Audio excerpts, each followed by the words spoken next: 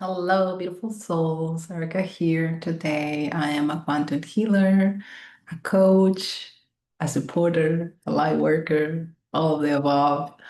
And today, I wanted to talk about why light workers choose challenging childhoods and if their soul goes through so much turmoil and evolution early on in their lives to gather their gifts and conquer through their own journey. I have a difficult journey myself, and I was born in a very difficult geometry, or as we would say, a dysfunctional family. And for me, it was really difficult to try to understand my uniqueness, my own gifts that I brought since I just can't remember, since I have memory. I was very intuitive, very empathic. As I was growing up, I started to communicate that I was seeing beings without a body and all of these experiences, out of body experiences, and experiencing multidimensional beings connecting to aliens, ascended masters, and all that. But I didn't have the language, I didn't have the understanding of what was happening. And I was being raised in a very, very Catholic family back in Colombia. And my father, he had his own share of traumas and abuse in his childhood. So he was perpetrated the same that he learned because he didn't couldn't control his emotions. He was very physical. He will hit me most of the time for sometimes for reasons, sometimes for no reasons. And that's how it was. And my mother was very absent in the relationship. She's very narcissistic.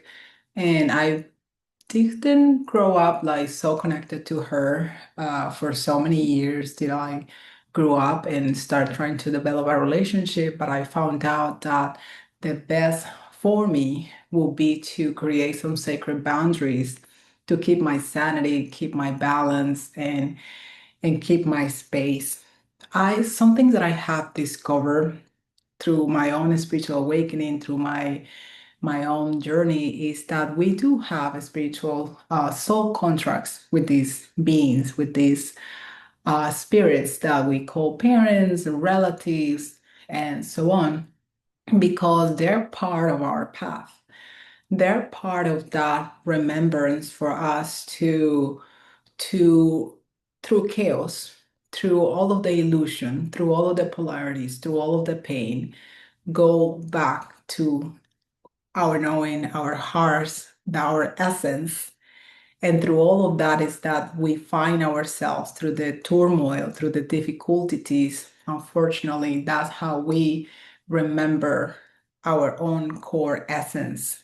And for me, it was important to let go of the resentment of the judgment that I have had, especially in my teenage years. I had a lot of resentment for my father. I was afraid of him. We didn't have a good relationship. And I started working on myself, releasing that mm, kind of like I was holding him hostage for what he did when I was a kid, like growing up, all that. And I was already an adult. And I was like, I cannot keep on going with those feelings because it was greatly affecting my life. I was not experiencing myself at my fullest purpose because I was attached to resentment and understanding how that attachment to resentment was affecting my own life and my own soul expression and detaching from that, not because of him or others, but because of me.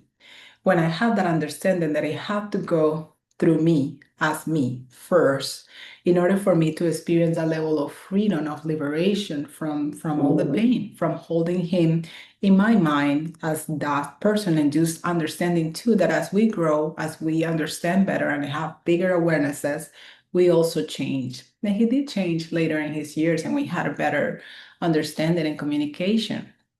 But we do have soul contracts with these beings, something that we might not remember consciously in this lifetime. But if you really are sensitive, you really connect deep down, you will find that you have had a contract with these beings from other timelines. So you have met them before, and they were the perfect match for you because through those experiences, you were going to start understanding yourself better.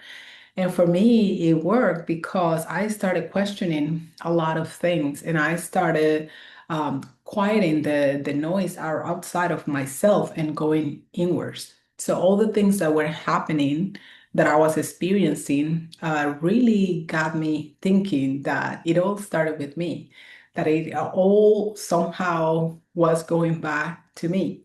And that's the journey of self. That's the journey of going inward. And there is a purpose for that, those difficult geometries, for all the tension, for all the turmoil. And especially if you're a light worker, if you're here in a mission, you come with this specific frequency. This frequency is encoded in your energetic field. It's from all the experiences, from all that you are. It's just imagine and packets of information um, in different, let's say, pockets of your energetic field, so that make you who you are.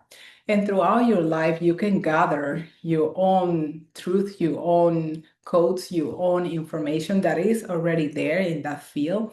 And through all your own journey, and your own ascension, and your own evolution, you can start accessing pieces of you, fragments of you that you have left in other places, in other dimensions, for you to gather them at some point in your life.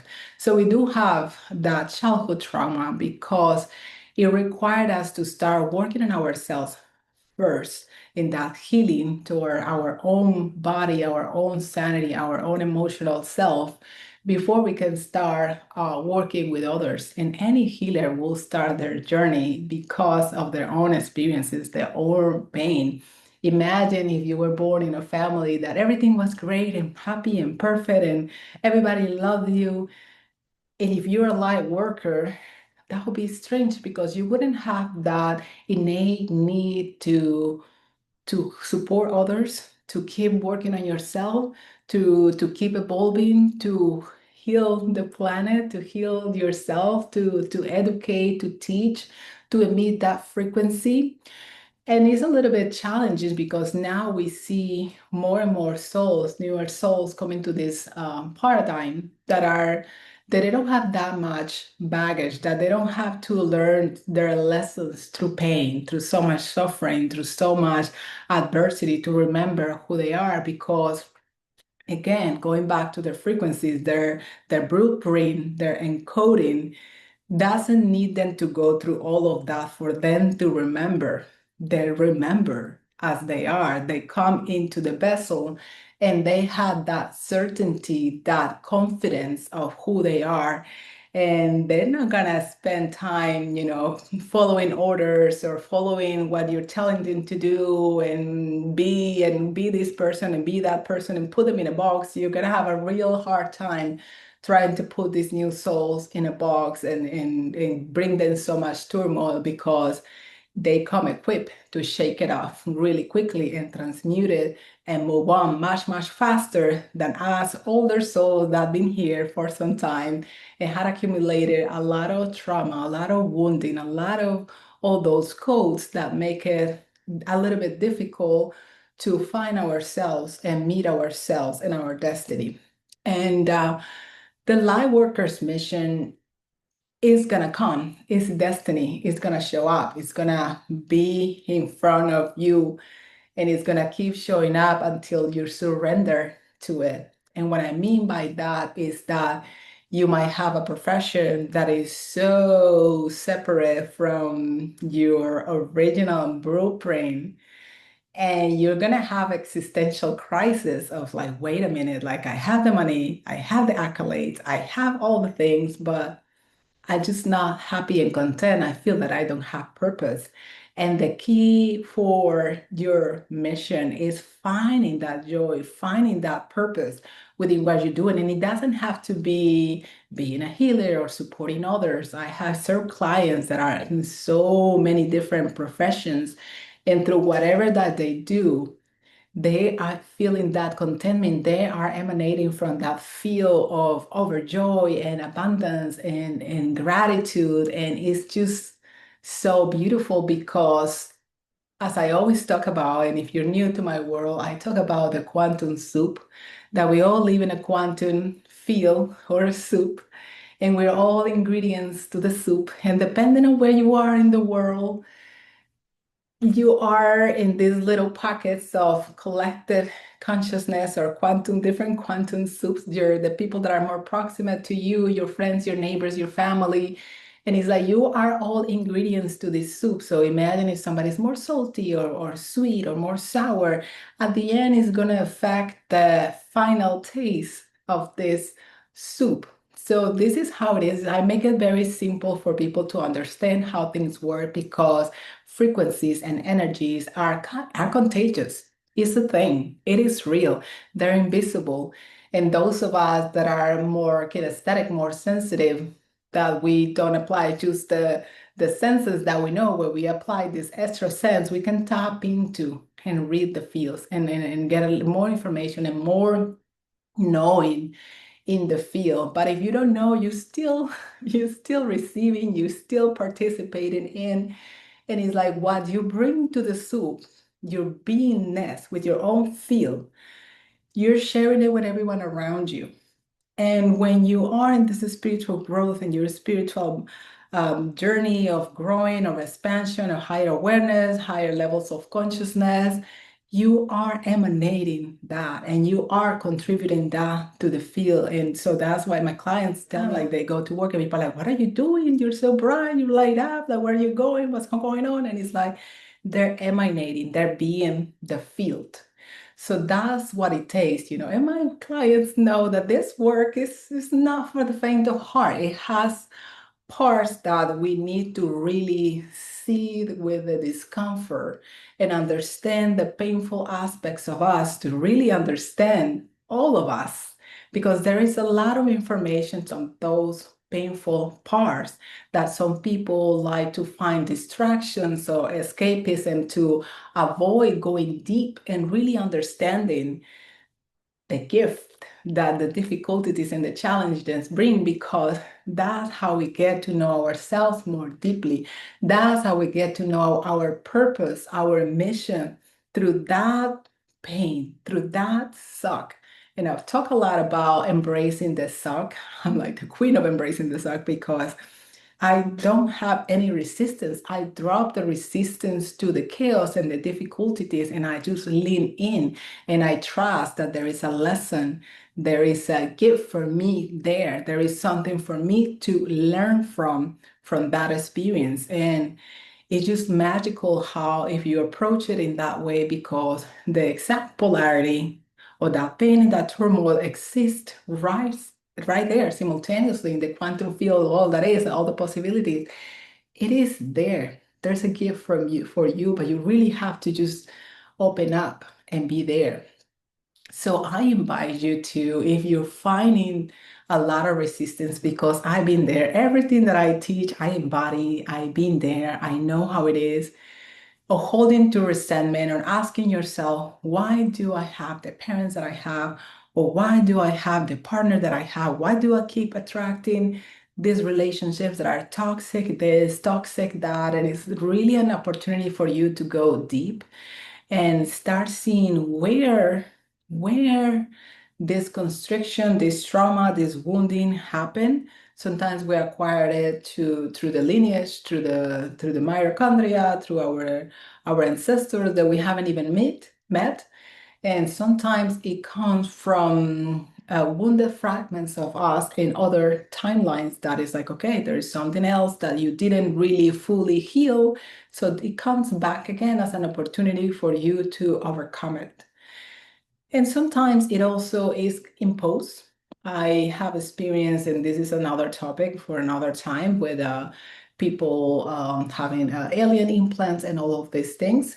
These things are real, these things happen, and also happens through people experiencing witchcraft and spiritual attacks and all these things. So all of this is just different reasons. But the moment that you start asking, why is this showing up? Why do I come to this world to experience these painful experiences, you're gonna start finding the answers. You're gonna start finding the resources, the people around you, some messages, some books, somebody that you like, oh, this therapist, I can work with them.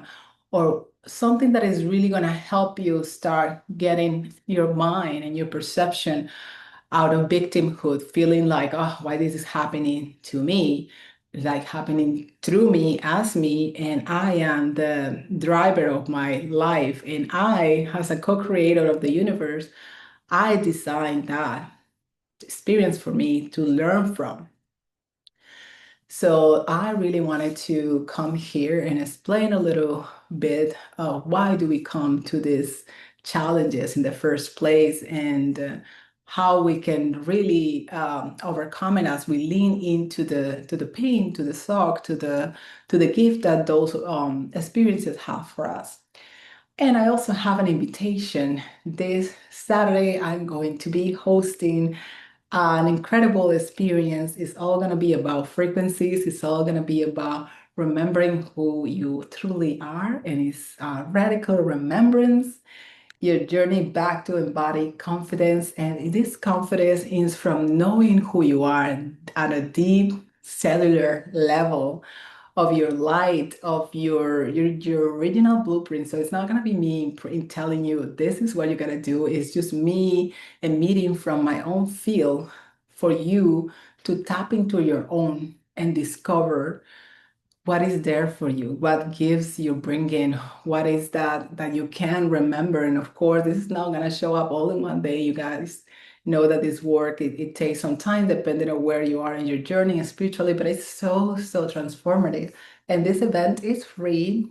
So I'm going to be adding the information below. So I hope to see you there.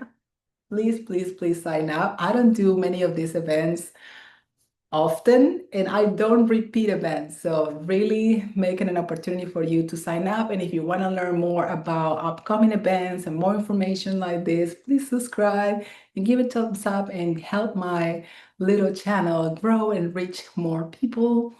I love you. Thank you for being here, and I talk to you soon. Bye now.